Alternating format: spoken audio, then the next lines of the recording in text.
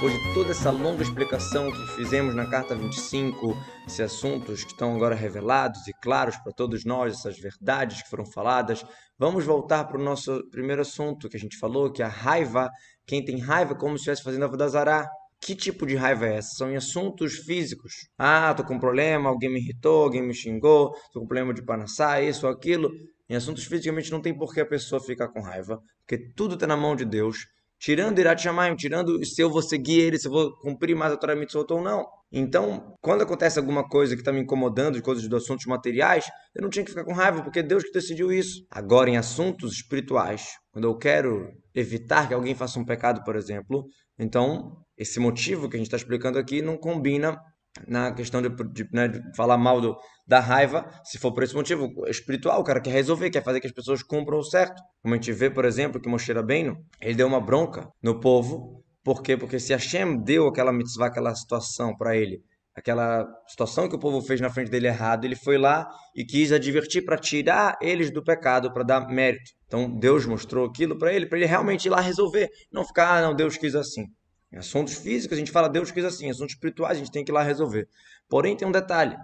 Quando a gente fala que Deus te mostrou para você resolver, quando você tem a possibilidade de advertir, e essa tua possível raiva sobre a pessoa vai ajudar, mas quando não vai adiantar. Por exemplo, se tem uma pessoa que não é judia, que ela não entende o que está acontecendo, você está lá rezando, e ele está lá atrapalhando, conversando no meio da tua reza. Por que Deus fez isso? Não é para você se irritar, e sim para você se fortificar mais na sua reza, com mais kavaná, muito mais, a ponto de nem escutar o que a pessoa está falando. Claro que para isso precisa de um despertar muito maior, muito mais potente. Então o conselho para a gente entender esse despertar é desse próprio assunto. Uau, olha que interessante.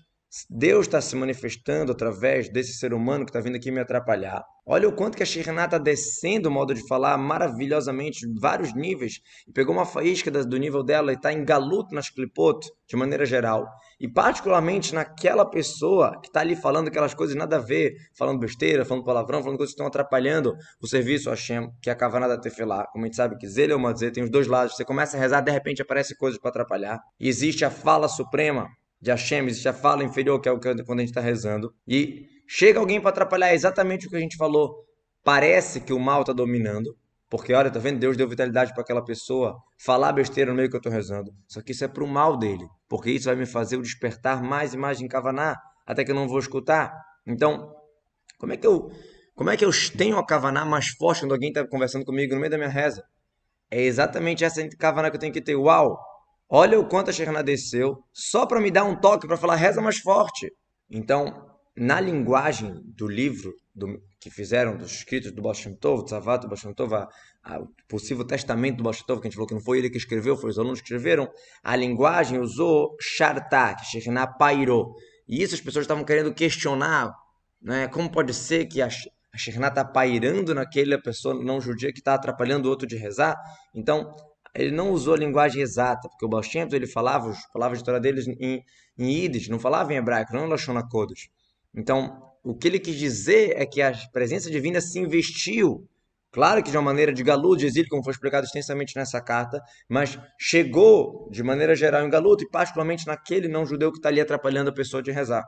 Então, não é que a Shekhinah estava se revelando nele, não é um profeta, ao contrário. A Shekhinah teve que se ocultar ali de uma maneira de exílio, tá lá presa, mas a ideia é certa. A linguagem que foi usada, né, não é charta, não é presença divina, e sim uma manifestação de alguma maneira. Que é uma galuta muito forte, porque ele está lá atrapalhando a reza. Então, a gente não tem que questionar se mas é só uma faísca divina, só um pedaço. Isso é chamado de Shekhinah, chamado de presença divina. Como a gente vê que até um anjo, que é um mensageiro de Deus, é chamado de Hashem, na Parashá de Vairá, de acordo com a explicação do Ramban.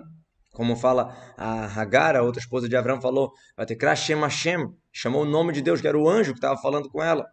Né? E a gente vê também várias situações assim. Então, a mesma coisa. Aquela pessoa que está atrapalhando a pessoa de rezar é uma manifestação divina que está fazendo isso acontecer. Então, claro que não é uma profecia divina ou uma revelação, mas é uma manifestação. E eu tenho que entender isso e refletir para ter mais e mais Kavaná.